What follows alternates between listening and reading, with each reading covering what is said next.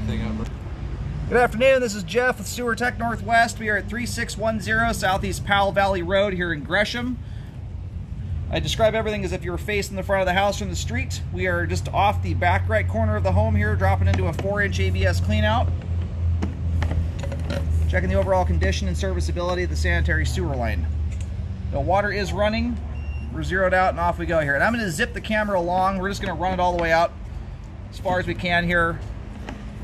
We'll turn the water off and then pull back in. So we swapped over there to 4-inch 3034 PVC. Have a little splice end of ABS right here. Couple slightly out of whack joints, but we'll revisit those on the way out when the line's fully drained. That absolutely spotless clean flow line. That right, my camera is upside down right now. But that right there is exactly how you want your flow line to look.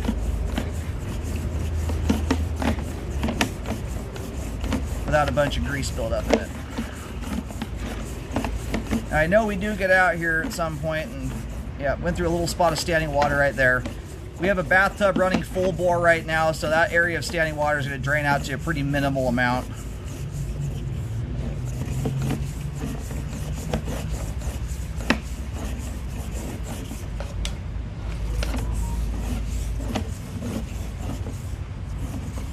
Alright, then we've got the drop here.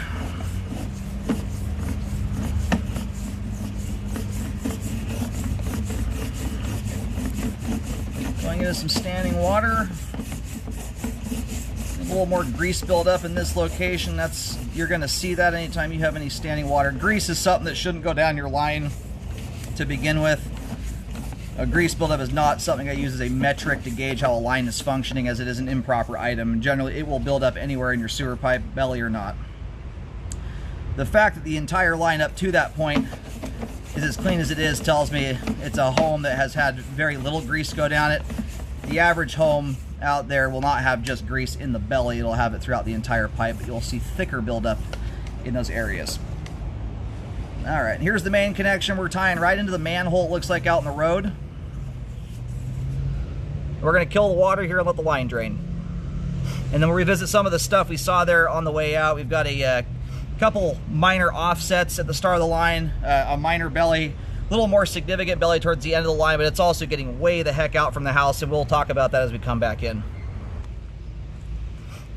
Alright, it looks like the line's still draining off here, so we're going to give the line a moment longer. But the line terminates. If you walk up the, as you face this house from the street, it's how I just describe everything. You have two different driveway entries. The line travels up the right side driveway out to the road, and you can follow. There's a patch in the street there where the sewer was cut into the road, and the line terminates at the manhole on the opposite side of the street, way on the other side of the road. You're almost in the intersection at that point. Possibly.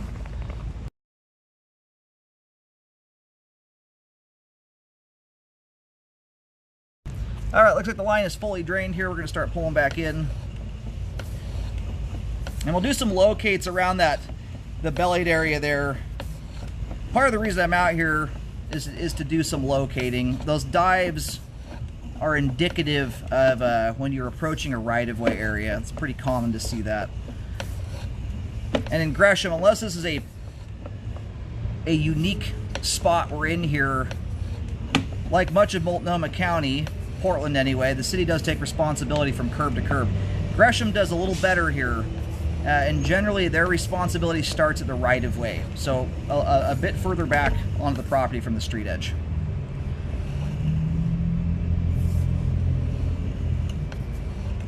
That belly there persists out to about 109 feet, at least on my foot counter there. Most interested in where it begins at, so you can see where that's situated.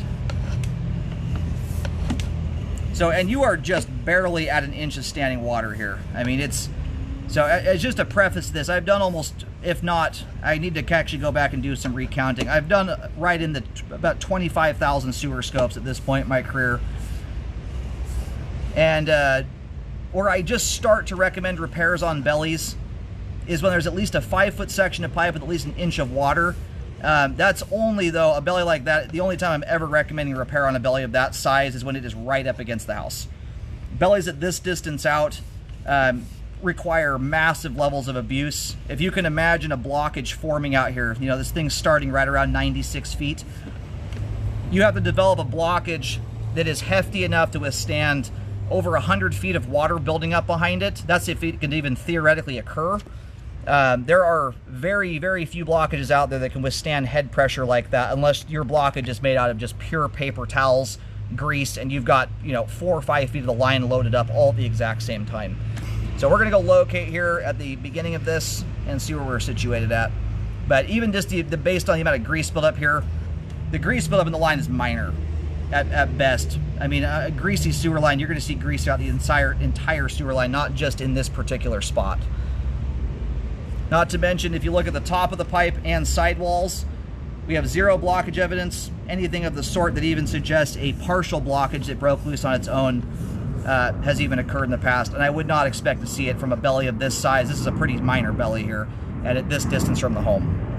All right, a little bit trickier spot here to do some locates on, but where I'm picking the locate up relative to where the manhole is at, the belly here looks like it's falling within city responsibility right now. And because the line here as it sits right now is running essentially, it's not running flat, it's grading downward, for the exception of a little minor belly here. We're gonna run a measure from where that marking is, or from the manhole back.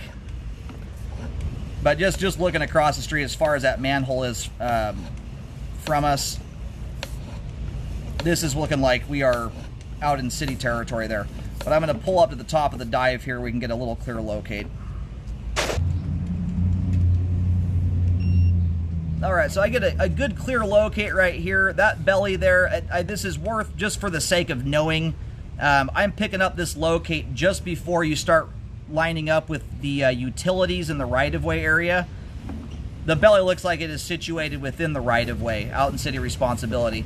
To be honest with you, city responsibility or not, that is not a belly I would recommend a repair on. It's way too far from the home to pose any kind of risk. Even up close to the home, it would pose very little risk to the line blocking up. At these distances, I mean, you can just tell based on the buildup in the line, nothing's occurring here. Otherwise, we would have buildup throughout the entire sewer pipe coming all the way back to the house. This line's been here a while, and you've got a large household, 4 people in this home using it on a frequent basis. But aside from all those things, based on the locates we're getting here, this all looks like it's within the right-of-way and city responsibility. All right, and right here, my locate comes in nice and clear. We're just past the base of the drop. This isn't even where the belly starts yet, and my locate is coming in just past where the utilities are in the right-of-way. You've got to go another 3-4 feet past that point before you even start getting into the bellied area. So unless the city out here has a really awkwardly positioned right-of-way, that belly there is all situated within city responsibility anyway. And I promise you, they will not fix that thing. I wouldn't even bother sending it to them. Bellies of that size, most cities won't fix bellies with inches of standing water that run for 20, 30 feet. And on that note, the length of this line is 140 feet. This is actually a very well-installed sewer line. Normally lines of this length on a flat property, without having a big hillside to go down, usually you're looking at 20, 30 foot lengths of pipe with 2-3 inches of standing water in them. So considering, even with some of the settled spots in here, this was actually quite nicely installed. On top of that, I could barely recommend you clean this line, let alone dig it up and repair it. So another belly here dissipates off at about 55 feet.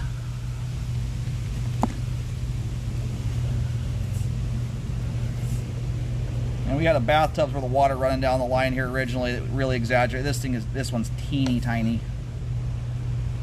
That one there isn't even hitting the base of my camera lens.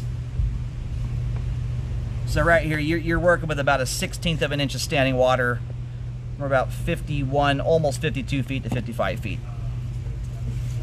That one's a long ways off from repairs there. As you can see, the only thing that is even collecting in that spot there is grease.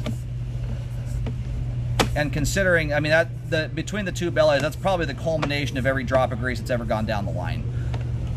Otherwise, households that really beat lines up with grease buildup, it will be everywhere throughout the sewer pipe, not just in those locations, but you will see heavier buildup in standing water. As grease cools down rapidly when it hits water, it also floats to the top. So, and starts sticking to the sidewalls. And we're about to come back here and see the ABS. I don't know if it was a spot repair or what have you.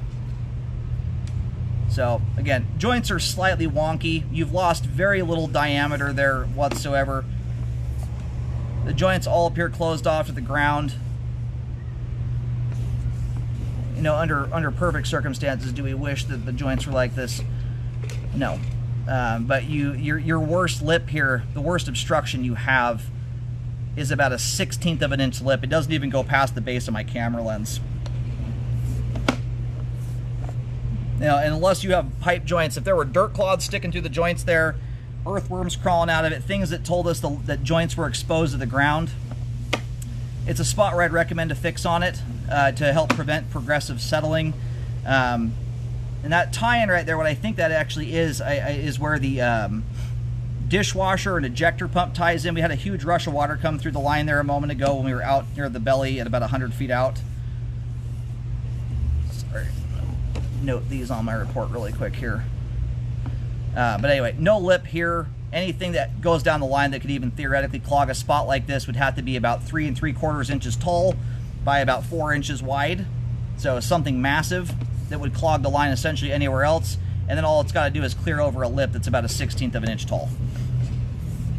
So that's my 2 cents on that. There's just not enough going on there, in my opinion, to require repairs. You can see all the pipe coming back to the clean out access here.